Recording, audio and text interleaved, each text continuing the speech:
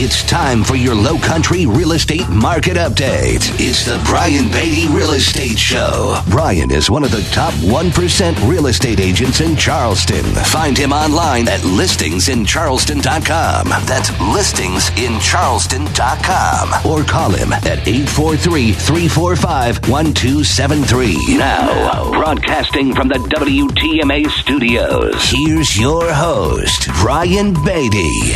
Good morning, Charleston. You're listening to the Brian Beatty Real Estate Show here on the Big Talker, 1250 WTMA. Good morning. Thanks for joining me as we get ready to discuss an hour's worth of real estate here on the Big Talker. And today's Saturday, I'm live in the studio taking your calls. Happy to answer any questions, comments, concerns you have about the real estate market. So if at any point in time you hear me say something that piques your interest, feel free to call into the studio. The number here is 843-556-1250. The number again, 843-556-1250. And of course, we play this again on Sundays. So if it's Sunday morning, listen to me next Saturday and maybe you'll have another chance to call in. But you can always reach me personally off air. My cell phone number is 843-345-1273. I'll say that again. 843-345-1273. Or, of course, you can visit my website, listingsincharleston.com, learn more about myself, my team, who we are, what we do. I've already sold over 100 homes this year. We sold almost 200 last year. It's been a fantastic market. A lot of people making a lot of money in real estate as it relates to selling their home for more than they thought they could, or even buyers, getting deals that they thought were otherwise unavailable at the moment. So what I want to talk about over the next hour is I will give you a broad perspective on the market, the national real estate market. Of course, I'm going to tie that into us here in the Low Country, give you an idea of where we stand among the crowd. But I want to talk about the market in general. I've always said on this show that I try and do my best to set realistic expectations about the market. So we're going to talk about that. We're going to talk about buying a for sale by owner, some things that you need to know if you're going to buy a FSBO. We're going to talk about when to walk away from a deal. There are some buyers that are getting cold feet in this market. They're so excited that they found a house that fits their needs. They make an offer, and then they realize, you know what? This actually isn't really a house I want to own. So they start to see some red flags. I'm going to talk to you about what to look for and then what to do. And then lastly, we're going to talk about making offers. We're going to talk specifically about lowball offers. Buyers, does it make sense for you to make a lowball offer? When does it make sense? When does it not make sense? And then sellers, how do we react to a lowball offer? What even is a lowball offer? We're going to talk about that. Some people have different opinions on what a lowball offer is. So let's get right into that. Again, anytime you want to call in, feel free. The number here, 843-556-1250. Maybe you have a question. Maybe you'd like clarification. Happy to take your calls this morning. So let's get right into this. We all know by now that for every would-be buyer out there, there just really aren't that many homes available for sale right now. But despite the low inventory and despite rising prices and bidding wars and everything going on in our market right now, there was a report that was just put out by the National Association of Realtors, and essentially it's saying that low inventory doesn't matter. Higher prices doesn't really matter. We're on pace to have a banner year. We're going to sell more homes this year than we have in over a decade. So again, according to the National Association of Realtors, this year we're going to sell about 5.64 million homes that are what we call existing homes that have been pre-owned. So that's up 3.5% from last year, and they're expecting that it's going to be up 2.8% in 2018. If you look at new construction homes, which it doesn't seem like builders can put on the market fast enough, they're expected to rise almost 11% this year. We're expected to sell 11% more new construction homes this year and 8% in 2018. Now, a lot of these new construction homes are focusing on kind of the middle to upper end, and it's going to create some problems for us. I'm going to talk more about that in a minute, but let's also talk about price nationally. Nationally, the National Association of Realtors is predicting a 5% increase across the board. Up 3.5% is what we're looking at 2018. So we still see this upward trajectory in sales and in price. We still have issues with inventory. And so as a result, buyers are allocating a higher percentage of their income toward their mortgage payments. And they're starting to kind of back down on their long list of requirements by compromising on things like the number of rooms they need or the length of a commute that they have to their work or other home qualities. And builders are mostly building, again, in the mid to upper price range. So this this mismatch we have in supply and demand is what's making affordability more challenging for those with modest incomes. So let's say that you have a current homeowner that might be interested in trading up to a larger, nicer home in a different area, but they're holding off right now because they just simply can't afford the home that they want to move up into. So why is this happening? I always want to talk about cause and effect. It gives you guys a broad idea of what's going on here. So home prices are rising faster than inflation, faster than incomes, and faster than some potential home buyers are just willing to pay for. You know, we've talked a lot on this show about buyer fatigue. Buyers are just tired of seeing homes continue to go up, up, up, up, up. Now, of course, on the flip side of that, sellers were very tired of seeing prices go down, down, down, down, down. But prices are going up higher and faster than the rate of inflation, faster than income, and faster than buyers are willing to pay in some price. And so huge price gains during this last housing boom, if you really think about it, I mean, it was juiced almost entirely by loose mortgage standards. And those don't really exist anymore. I will say that I'm seeing them start to loosen up a little bit. There are some folks out there that are doing like a 1% down mortgage with no private mortgage insurance. There's another person doing an 80% and a 20% loan, meaning you don't have to put any money down. And it's not a VA loan, meaning you haven't had to have served in the armed forces in order to get that. So we're starting to see some of these creative programs for you to get a loan with very low down payment or maybe with low credit. Maybe you're self-employed. Now they can look at bank statements rather than tax returns because obviously when you're self-employed, you take into account everything that you want to write off. So we're starting to see this change in the landscape. And you know, after talking about prices, really rising incomes right now are the leading cause of home price growth. And that's according to a report that just came out a little while ago by Trulia, which looked at things like job growth and income growth and population growth and then post-recession housing vacancy rates. And so income growth showed the greatest correlation to home price growth. I mean, if you look at something like job growth as an example, I mean, that's important, but it's not the most important fact because more jobs doesn't necessarily mean higher incomes. Of course, more jobs means a growing population, which means more people, which means more demand. And that in and of itself can push prices higher as there's really not enough supply right now to handle all the demand we have. I mean, that's certainly the case here in Charleston. But basically, when incomes rise, households tend to spend more on housing, which pushes up prices. So in essence, income growth is kind of what has initially led this home value recovery, if you will, coming out of the recession. But now low inventory is kind of the increasingly playing a role in the price appreciation we're seeing right now across the U.S. markets. But I think we still have a long way to go to get back to pre-recession levels. In fact, if you look at the data from a macro standpoint, only about 1/3 of all homes have surpassed their pre-recession kind of peak value, which again is according to this new report by Trulia. It's basically saying that price growth in most markets is so slow that it's going to take almost 8 years for the national market to fully recover. 8 years based on the rate that we as a nation are recovering. That's how long it's going to take for us to get back to pre-recession levels. Of course, nationally speaking, that the housing recovery has been totally uneven. I mean, look at areas like, and again, I mentioned this a few shows ago. I have a real estate coach, and my coach also coaches other agents that are selling 200, 300, 400, 500, 600, 700 homes a year.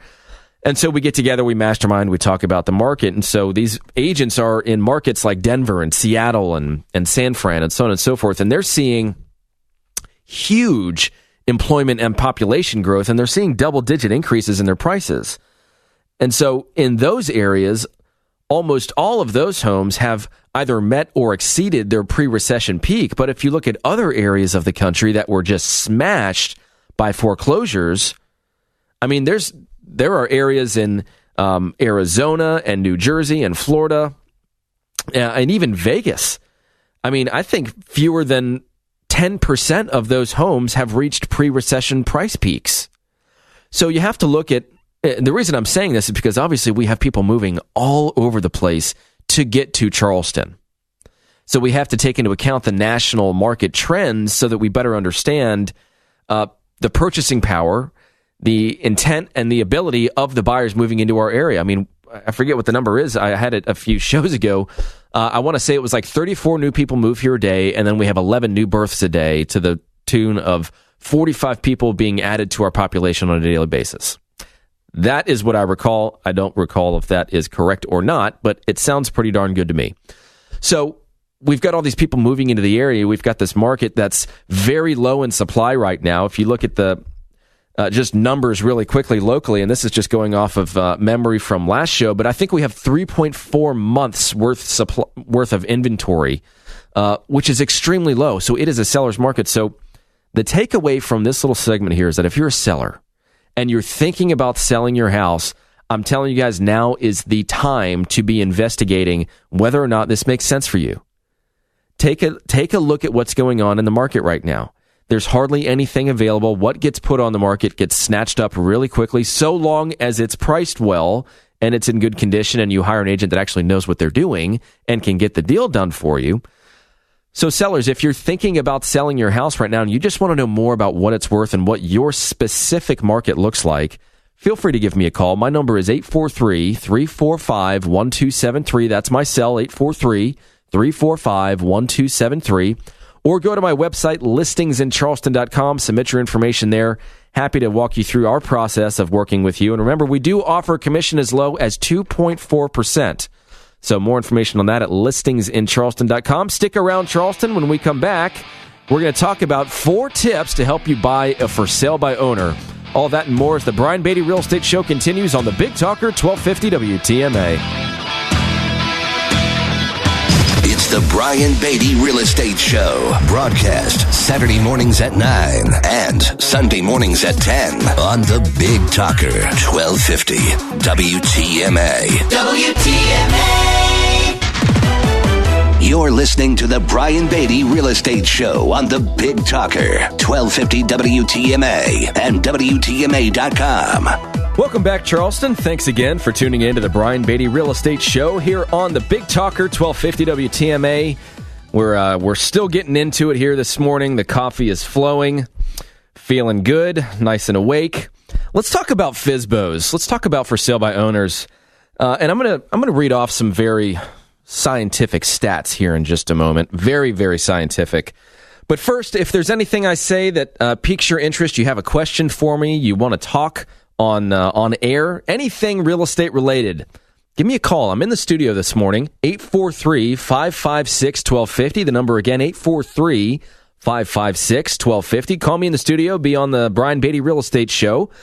But if you want to talk with me off air, you're thinking about buying, selling, or investing in real estate, give me a call on my cell phone. That number is 843-345-1273, 345-1273. Or go to my website, listingsincharleston.com. That's listingsincharleston.com. Learn more about us, my team, who we are, what we do. See my listings, search the MLS, read testimonials, or submit your information if you're thinking about selling. And remember, 2.4% is as low as we'll go on our commission. So contact us through the website, and you can learn more about that. So let's talk about for sale by owners, and let's get to those very scientific stats. You know, I've been doing this for a while now. I've been selling real estate for 11 years. And I've sold about 1,000 homes in that time frame. And I have come to realize that the more deals you're doing on an annual basis, the more crazy people you deal with. And so what I have determined is that about 1 in every 10 to 15 people are crazy. And that's just across the board. But when you're dealing with for sale by owners, I think it goes down to every 1 in 3. So you first need to know that before we talk about anything else. So will buying a for sale by owner be easier or riskier or the same? I mean, here's basically what you should expect. And again, feel free to call in if you have something to say about for sale by owning. 556-1250 is the number here. But during the home buying process, you're going to see a lot of homes, most of which are going to be listed by real estate agents. But for time to time, you're going to encounter one of those for sale by owners. And you may have a friend or a relative or someone else that wants to sell your property directly as being kind of a third option. So while it may seem like buying a for sale by owner without involving a real estate agent could potentially simplify the process, that's not necessarily true. So here's some points that I've put together to help kind of keep in mind as you're going through this process and as you're looking at for sale by owner properties. The first is this, and you should be having this conversation with your buyer agent, should you have one. If you don't, you could get one. But most sellers that are selling their home on their own are willing to work with a buyer agent. So they know that almost 90% of you hope that they know, but the stat is that almost 90% of transactions that occur are done through the help of a real estate agent. I think it's actually 85% was last year's stat. So if they are selling their home and they're going after buyers directly, what usually happens when a seller is selling their home for sale by owner is that they get about 85% of their phone calls from real estate agents and then about 15% of phone calls from people that are actually buyers.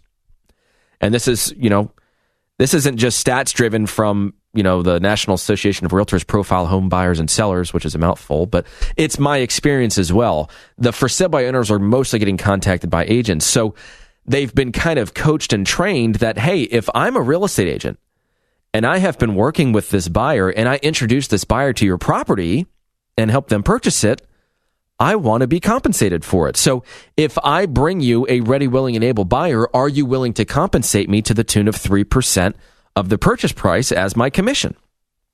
And they say yes. And then you get something called a one-time showing agreement signed, which is basically a compensation agreement saying, hey, we're going to walk through this house. This is my buyer. I represent them. If they like it, they'll make you an offer. But before we do any of that, I want you to sign this document saying that if they fall in love with it and they want to make an offer, that you have agreed to pay me a commission. So that's how that works. But most sellers are happy to do that because you know why? You're bringing them a buyer. And so you talk with all these sellers and you say, well, why didn't you list your home with a real estate agent? To save a commission? Okay, great. Are you working with buyer agents that already have clients that might want to purchase your home? Yeah, bring me a buyer.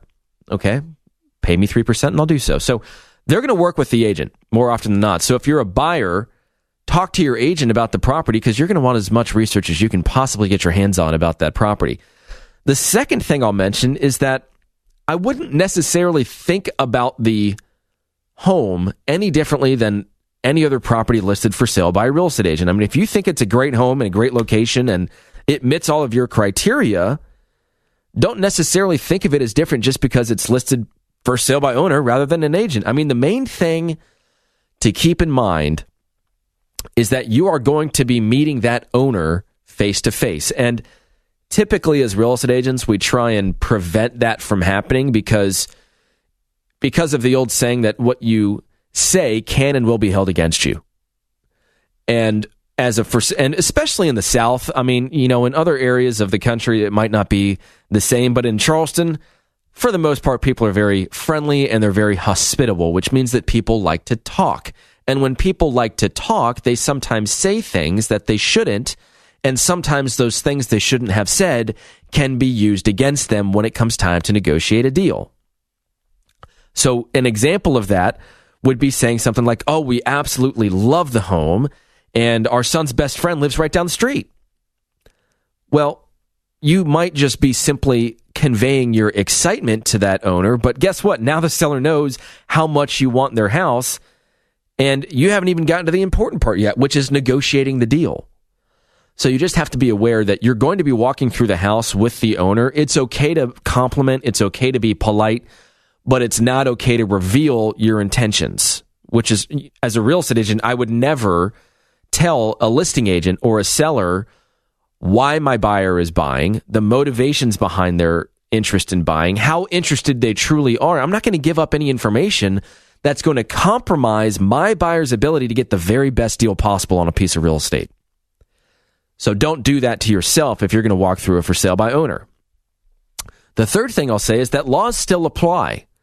Just because they're selling for sale by owner doesn't mean they can't, they shouldn't follow the rules. And so the problem here is that when sellers kind of go solo and sell their home on their own, they're just not familiar with the real estate processes or procedure. I mean, a perfect example of that is I'll call one of these for sale by owners and I'll say something like, hey, we've got some folks that may be interested. Can you please send me a copy of your property condition disclosure statement? I'll hear crickets for a little while and then they'll say, what's that? Well, it's a document that all sellers fill out, that you're required to fill out when you sell a home in the state of South Carolina, that, is going to tell us what might be wrong with the home. It details things like previous repairs or defects, anything that we as a buyer should know that you should be disclosing. So here, I'll email you a copy of it. And so then the process starts. They start to realize, wait a minute, I can probably get people through the door, but once I get someone interested, what happens next? Do I really know what I'm doing? As a buyer, you just have to be very careful. Of course, if you're a seller, you have to be careful as well. You have to be doing things correctly. And so a conversation with a nice real estate agent can accomplish that for you. A conversation with an attorney that specializes in real estate can accomplish that for you. And the last thing that I will say about for sale by ownering is that prices just more often than not are off. They're mostly too high, but sometimes they're too low. And a perfect example of it being too low was the house that I bought. My wife and I were not even in the market for a home. We had just had our daughter. She was a few months old. My wife saw this home hit the market. We'd been kind of looking on and off for a little while, but a home hit the market and it was awesome. And more importantly than it, checking all of our boxes and being essentially everything we were looking for, it was way underpriced. We walked through the house. We made an offer. The owner was with us the entire time. We never once had the ability to walk through the house by ourselves until we owned it, which was a little awkward, I admit, but I didn't care because I'm in the industry. I know how good of a deal we were getting. We got a house for $150,000 off the appraised value, which was a huge chunk of money. But you know what? I'm not going to mention that to them. It's not my responsibility to help them sell their home for fair market value. And as a buyer or an agent representing a buyer, we want to get you the best deal possible. But I'd say those are the rarities. What happens more often than not is that sellers don't understand how to price their home, or they'll say something like, well, back at the height of the market, these things were selling for $500,000, and I know that our market is pretty much back to where it was, so I'm asking $500,000. And you're saying, what? Have you looked at what's selling recently? Your home is $450,000 at best. And so that's where you get into the part where you have to sit down with your real estate agent. You have to look at, what is this house actually worth? And here's a final tip before I take a break. All real estate is inflated by about 6% to pay for the real estate commissions that we earn, because the majority of what sells is done with the help of a real estate agent. So think about it. All real estate is inflated by 6%. So if a seller is going to sell for sale by owner and they want to sell it at quote unquote fair market value, they've just earned an additional 6%. They're pocketing an extra 6%. So use that to your advantage. Use that as a point in one of your offers and say, look, you don't have to pay a commission. That's why I've offered 10% below your asking price. Take off 6 because you don't have to pay any commissions. And then take off 4 because that's what I think it's worth. And frankly, that's what I'm willing to pay. And so you can start to see how, in working with a buyer that's purchasing it for sale by owner, you have the ability to kind of sweet talk your way into a pretty good deal. You just have to hope that you're getting those 2 out of 3 folks that aren't crazy, because 1 in 3 are. So stick around, Charleston. We'll be right back. We're going to talk about when to walk away from a deal. You really need to be smart about that. Again, I'm in the studio taking your calls. Would love to hear from somebody if they have a real estate question, comment, or story. The number here is 843-556-1250. Stick around. This is the Brian Beatty Real Estate Show here on the Big Talker 1250 WTMA.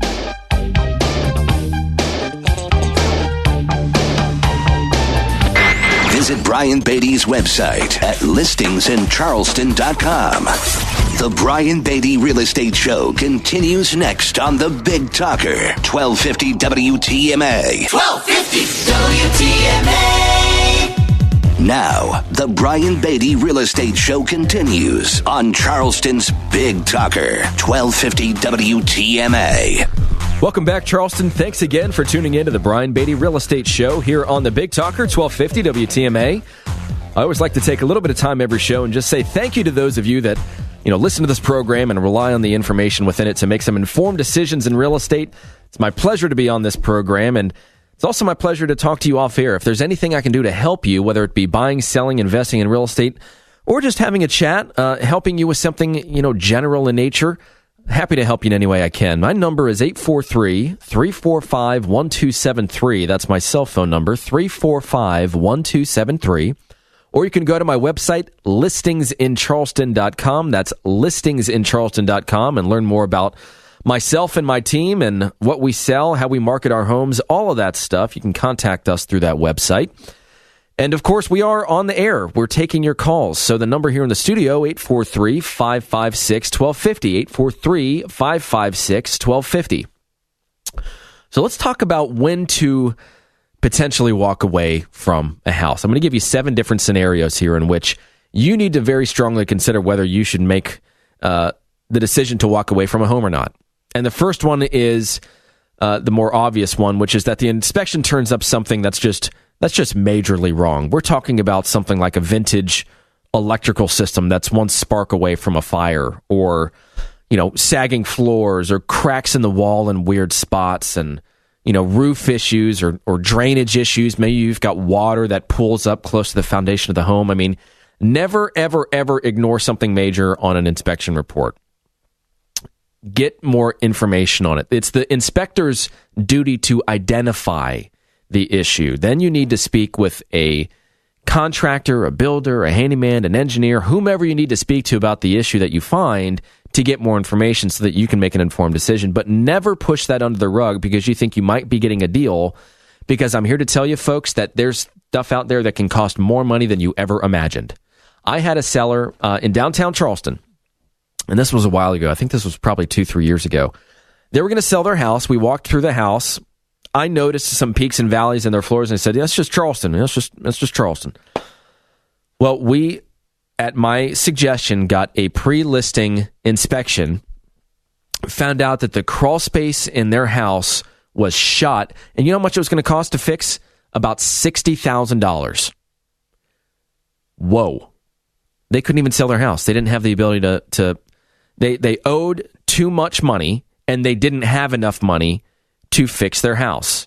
So they then had to wait, get a job, sell some stuff, and ultimately, a few years later, we got the home on the market and sold. But that's one example of, don't push stuff like this under the rug. You've got to do your due diligence. And if it's just too much for you or for the seller, then walk away. Number 2 is that, let's say you're buying a home and it's been renovated, and you're getting the sense that the contractor cut some corners.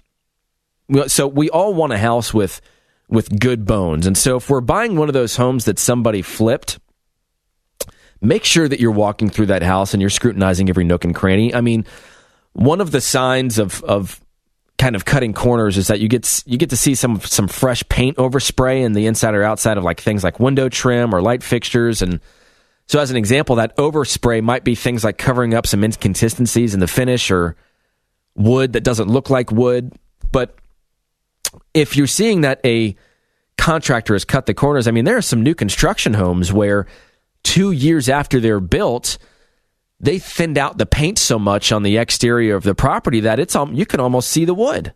2 years after painting the house. And I'll tell you guys, painting the exterior of a home is not inexpensive. It's more expensive than you thought it would be. So make sure people aren't cutting corners. And if you're getting the sense that they are, then you need to put your hand up and say, wait a minute, I need to make sure this is the right decision for me. The third is probably a pretty obvious one, is that your title search uncovers some sort of an issue. Something comes up where, there's a title dispute that could take, years and thousands of dollars in legal expenses to resolve. So common title issues range from things like, a missing heir that turns up and they say, hey, I own this house. So they say they have a claim to the house, or there was some sort of a legal deed transfer somewhere along the chain. Fortunately, you have title insurance that covers things like this. But if a title company isn't going to, or if a closing attorney can't issue title insurance for your property, that's obviously a huge red flag. And you need to have a conversation with your closing attorney, who's obviously going to have serious concerns over that as well. Here's one that I wrote down that I think is worth discussing for just a minute, and that's that the house is just too unusual. So, and I've seen these before.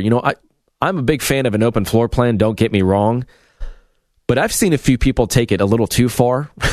I went to this one house on James Island, I'll never forget it, and downstairs, it was actually a very attractive floor plan. Upstairs, they took 4 bedrooms and bathrooms and basically gutted the whole upstairs, and it was like a 700 square foot gigantic room. It was like a massive 1-bedroom space. So it took this like 2,500 square foot house and it turned it into a 2-bedroom house. And now that might seem cool. I mean, hey, you could have some awesome parties there and, do whatever the heck you want, have that be like a gym. I don't know what you want to do with a house that has that much space. Just understand that while it might seem cool for you and might serve a purpose for the short term, proceed with caution because finding the next buyer that has your same tastes might not result in a quick and easy sale. Number 5 is that the neighbors are just the worst. I mean, I lived next to a guy that I could not be in my yard without his dogs going crazy, and it drove me crazy. And I can probably count on one hand the number of times that I have lost it and just yelled at somebody. That was one of those times. They were left outside all night. I forget what it was my daughter's 2-month, I'm not going to call it a birthday, but she was like 2 months old. We had people over, family that couldn't get there for the hospital visit. So we had all these people in town. Dogs barked all night long. And I think finally at like 5 a.m, I walked over there and I pounded on his door. Nobody was home. They didn't wind up coming home until like 10 o'clock that morning. And I walked straight over there and had a very direct conversation with him. But you have to watch out for stuff like that when you're moving into a neighborhood. It can severely impact your quality of life. Not to say that was a reason why we moved, and it certainly got much better. And honestly, they were great folks. We got along with them very well, but their dogs, holy cow. There's a lot that I could say right now that I'm not going to, but just visit the neighborhood at several different times of day. Talk to some of the neighbors. Remember that thing that I was telling you, and that 1 in every 10 or so people are crazy?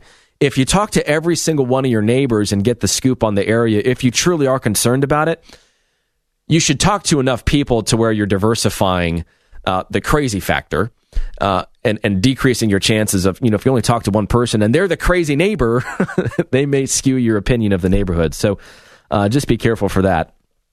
Sign number 6 is that you're just not in love with the neighborhood. I mean, you love the house, you love everything about the location itself, but the neighborhood is just off. It's in the path of some sort of future freeway, or there's some sort of neighborhood expansion that's going to impact your quality of life, or it's just not in the area that you're looking for, or maybe the HOA is just super strict and you don't want to have to deal with that.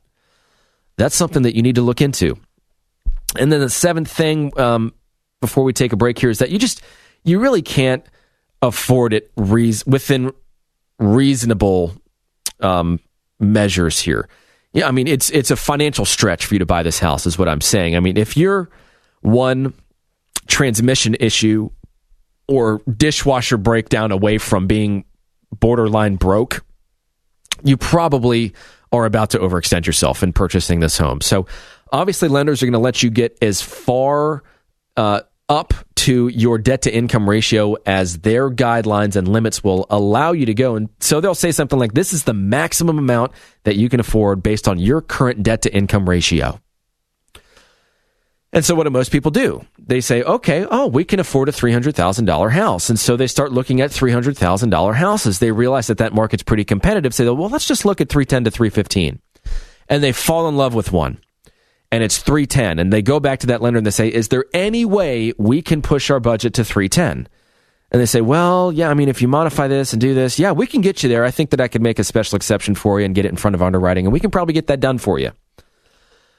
And then you start to see this more and more and more, and you start to realize that people now are overextending themselves.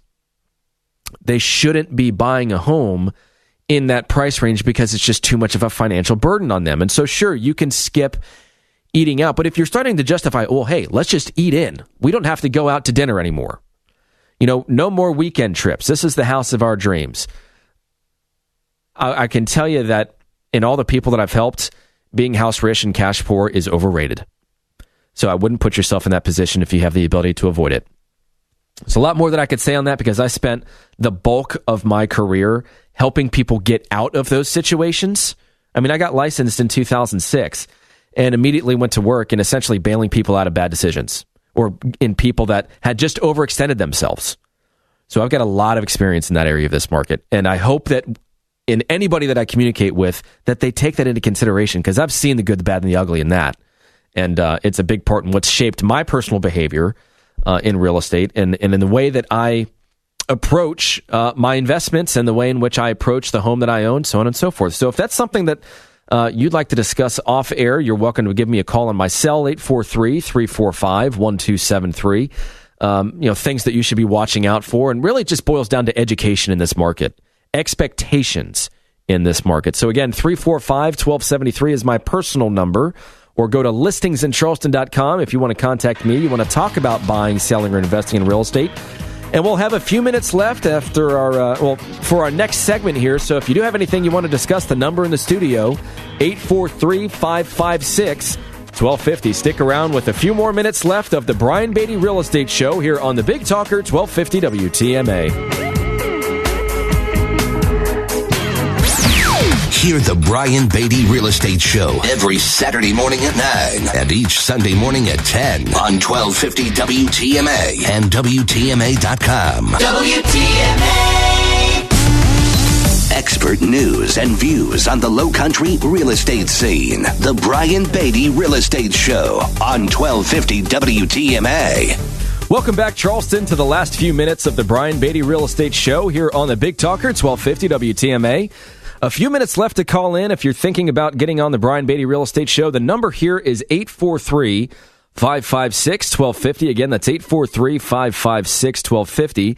And if you'd like to reach out to me personally, you're thinking about buying, selling, or investing in real estate, my personal contact information is 843-345-1273. That's my cell, 345-1273. Or go to listingsincharleston.com. That's listingsincharleston.com. So, with a few minutes left, I want to talk about lowball offers for just a few minutes. And so let's say a buyer wants to make a lowball offer. And their thought is, well, I've got to start somewhere, and I'm interested in the property, but I want to see how low these sellers are willing to go. So let's see what they say. Let's start here. And let's say they come in, let's say it's a $300,000 house, and they're going to offer $260,000 to start. And so some agents are going to hesitate a little bit when a buyer walks through the process of what they want to do and they say, hey, I want to offer $260,000. Some agents are going to pump the brakes a little bit and they're going to express a little concern. And in my opinion, a good agent doesn't always just say yes to your every request without first asking why or without telling you what could happen before it happens. I think that's what a good professional agent should be doing. They should be consulting you. Not a good agent, in my opinion, is not a yes man. It's our duty to follow your orders, but it's also our duty to educate and inform and consult you. So, I mean, I've been an agent for 11 years. As I mentioned, I've sold about 1,000 homes. And in my experience, low offers either get countered or just flat out rejected. So, think about this, while you're negotiating to try and get some money off of a house, especially in this market, you could have another buyer come in and make an offer on that same house, and now they've put in a better offer than yours, and you're out.